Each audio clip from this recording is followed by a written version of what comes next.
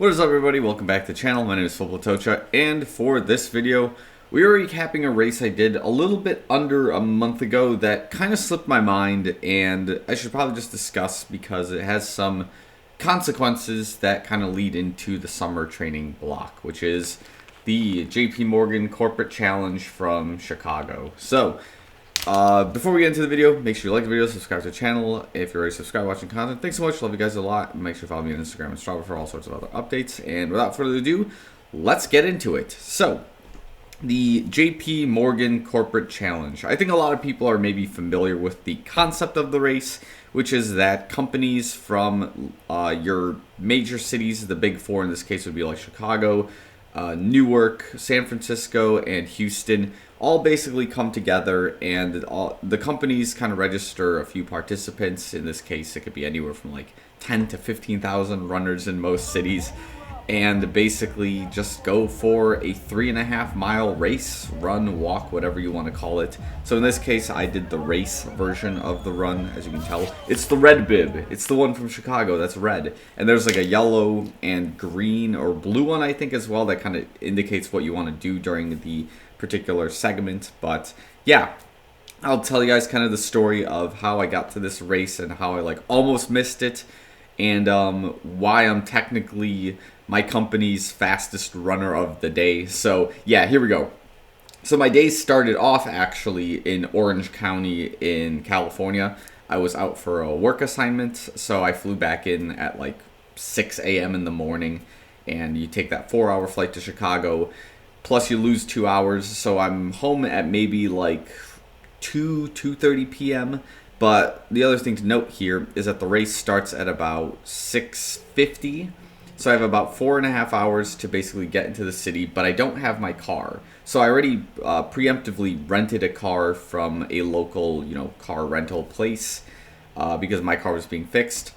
And, I went ahead and got the rental car. It took me forever to get an Uber to get to my rental car because, like, out in the Chicago suburbs out here, not many Uber drivers, basically kind of whipping people around and whatnot. So the point there essentially is that by the time I got my car, which was an economy vehicle, which was the Dodge Charger, your 6-cylinder, I think it was a 3.2 or 3.6, I forget which one it was exactly. But basically, it was like 4 o'clock.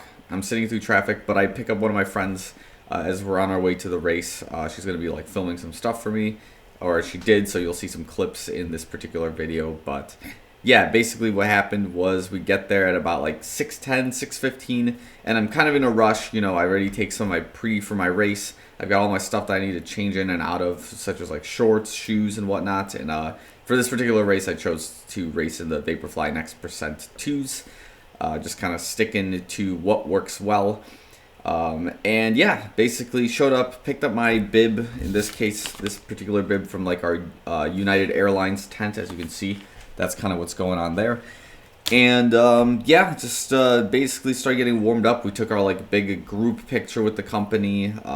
Tried to get myself warmed up and kind of positioned myself in this corral wherever I could. And like getting into the corral was like such a mess. There was like a lot of people just like cross weaving. A lot of people were trying to get into like the walking segments of the corral, but I was trying to get into like the running segments and try to get myself as close to the front as possible, because my interpretation here was, okay, we're running like a 5.5K race, and I can probably push some really good times if I'm in a good position during this race.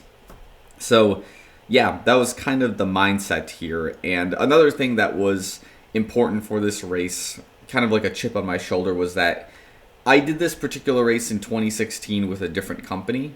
When I was working for that company, and the company was doing the corporate challenge, and I didn't have a good time during that race because it was like, it was a really, really hot day, and like I thought I was a good runner at the time, and I just had a lot of things that were like not great about me as a runner in 2016. But I was learning, I was trying to pick it all up, and I ended up turning that run into like a run walk kind of thing, and I didn't do well during a 3.5 mile race. So I had that chip on my shoulder. I didn't want to end up in the same like circumstances as that particular race. And I think somebody like died that year during the corporate challenge. Like, that's crazy. It was like that hot of a day. But I digress. Point here is I wanted to kind of come back swinging with the company I wanted to work with for like the last 5 years of my life, and I wanted to basically represent the company during this particular race. So, right off the rip, I'm like maybe from the start line to the front row, there's maybe like 10 to 15 rows of people. So I'm already kind of in a disadvantageous spot, I guess you can say.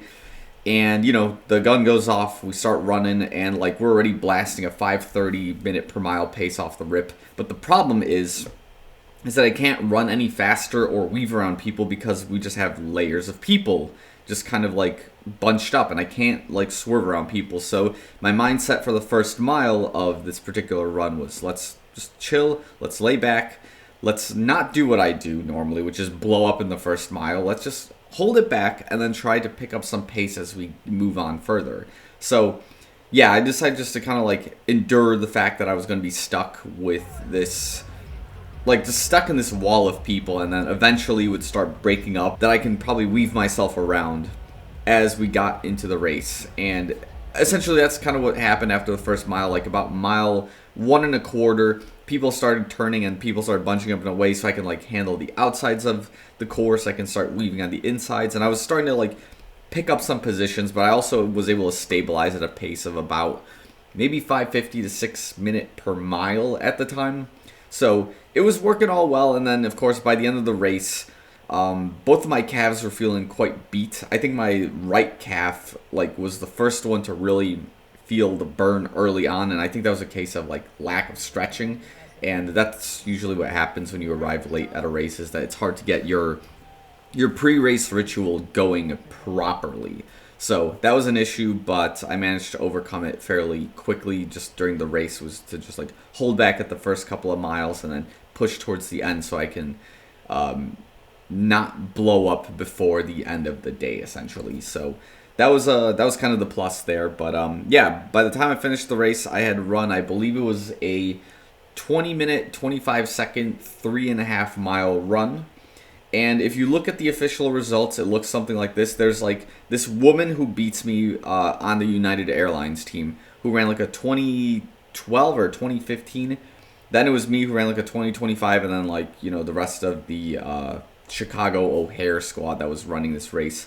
And the technicality here as to why I won had the first place on the United Airlines team is that the person who ran first was basically, this lady, I guess, gave her bib to somebody else. I forget what the term for this is. Is this bib hopping? I doesn't even like register what it is. I'll write it down what it is below here. But yeah, basically this guy like wanted to run the race, but he didn't have a bib, so this lady didn't want to run, and she gave his bib to him, and he basically ran like the 20-minute and like 15-second PR for the race. So by technicality, both of them have been disqualified, right? Like, or should be in this case. So if we look at it at the fine lines, I ran the fastest 3.5 mile run for the Chicago United Airlines team at the time on technicality, but on paper it doesn't reflect this. On paper it reflects that this lady had the fastest time. So that's just something worth noting, that like I didn't lose in an honorable way. This was kind of a technicality loss in this particular case. But yeah, I think overall I placed in the top 100 out of the 20,000 runners that were out there that particular day. I didn't have any necessarily like any PRs. Maybe like in the 3.5 mile race I had a PR, but like the 5K I don't think I ran any sort of PRs. And yeah, it was a good time. After the race, I just kind of left right away with my friend. We went to get Velvet Taco, then we drove home. And yeah, that was just basically the day. It was kind of hectic. I started my day in California and then somehow managed to get back to Chicago quick enough to do this race in like one piece without feeling too exhausted. So yeah, that's kind of the life and adventures of a month ago in terms of balancing work with racing. So yeah, I would definitely do this race again under the United banner. I think I will do it again. I don't think I'm going to race it in San Francisco because San Francisco is literally a shithole. But the Houston race is, I think, 4 days after the Chicago Marathon. So I could have like a really easy 5K run in Houston that week. We'll see. It could work. It might not. It might be like the worst possible idea ever, but I will try it anyways. But yeah, Chicago Marathon is like priority number 1. Corporate Challenge Houston is probably like priority number 2. So that's basically my recap for the JP Morgan Corporate Challenge 5.5K, 3.5 mile run. But yeah, it was a good time. Definitely sets me up well for my quicker training sessions during the month of, I guess, June, which again, I will have to put in some more speed work and put in some more volume as we get there. But at the time of this filming, I'm actually going back to Orange County for a conference for Amazon Web Services, AWS. It's AWS Reinforce. So by the time this video gets released, I think I'll be back home, but it might not be the case. We'll see. But yeah, I've just been traveling a lot, so I haven't been able to put as much distance as I've wanted to, but I do kind of run during my trips whenever I can, but it's not nearly as easy as A, when I was living in Chicago, and 2, when I'm here in, in Algonquin, and it's just not quite the same. So I will leave this entry here. It was a good race overall. Happy to do it again, but there's plenty of bigger races to come as the time goes on. So thanks again for watching. I'll see you guys in the next one.